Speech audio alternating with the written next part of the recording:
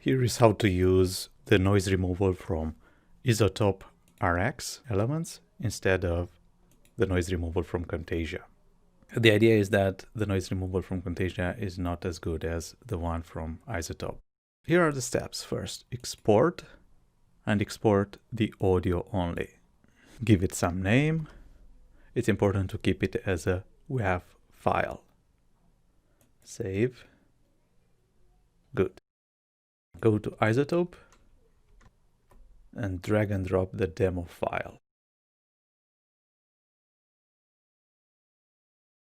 All right, now zoom in. Go to the beginning of the file where we have this short pause.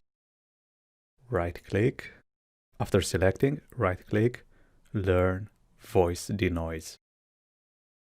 Then hit Control A to select everything.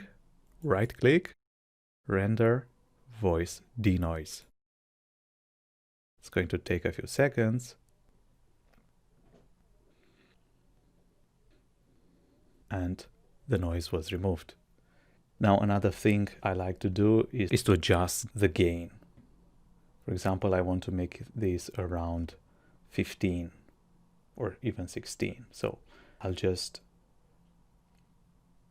decrease it with 2. So put a -2 here and render. Now the loudness is also adjusted. So now just save the file, go back to Camtasia,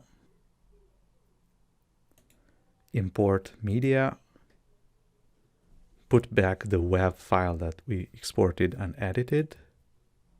Now, before putting this into the project, we need to do another step, separate audio and video. This is basically the old audio that I'm going to delete. And then put the updated audio. And now this is the updated audio file with the noise removal from Izotope RX. Enjoy.